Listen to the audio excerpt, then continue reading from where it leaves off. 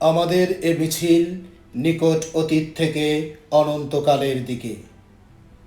আমরা বদর থেকে উহুদ হয়ে এখানে শত সংঘাতের মধ্যে এ শিবিরে এসে দাঁড়িয়েছি। কে প্রশ্ন করে আমরা কোথায় যাব? আমরা তো বলেছি আমাদের যাত্রা অনন্তকালের। উদয় ও অস্তের ক্লান্তি আমাদের কোনো দিনই বিহ্বল করতে পারেনি। আমাদের দেহ ক্ষত বিক্ষত, আমাদের রক্তে সবুজ হয়ে উঠেছিল মুতার প্রান্তর। পৃথিবীতে যত গোলাপ ফুল ফোটে তার লাল বর্ণ আমাদের রক্ত, তার সুগন্ধ আমাদের নিঃশ্বাস বায়ু। আমাদের হাতে একটি মাত্র গ্রন্থ আল কোরআন। এই পবিত্র গ্রন্থ কোনোদিন কোনো অবস্থায় কোনো তৌহিদবাদীকে থামতে দেয়নি। আমরা কি করে থামি? আমাদের গন্তব্য তো এক সোনার তোরণের দিকে, যা এই ভূপৃষ্ঠে নেই।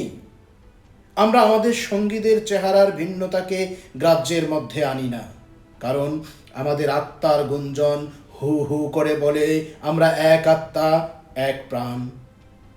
শহীদের চেহারার কোনো ভিন্নতা নাই। আমরা তো শাহাদাতের জন্যই মায়ের উদর থেকে পৃথিবীতে পা রেখেছি। কেউ পাথরে, কেউ তাঁবুর ছায়ায়, কেউ মরুভূমির উষ্ণ বালু কিংবা সবুজ কোনো ঘাসের দেশে।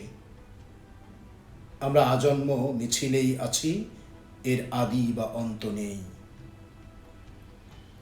1500 বছর ধরে সভ্যতার উত্থান পতনে আমাদের পদশব্দ একটুও থামেনি। আমাদের কত সাথীকে আমরা এই ভূপৃষ্ঠের কন্দরে কন্দরে রেখে এসেছি।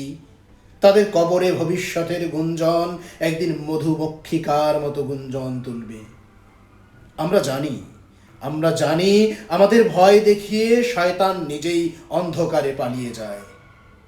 আমাদের মুখাবয়বে আগামী উষার উদয়কালের নরম আলোর ঝলকানি।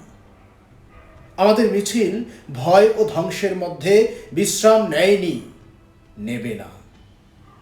আমাদের পতাকায় কালেমা তাইয়েবা, আমাদের পতাকায় কালেমা তাইয়েবা।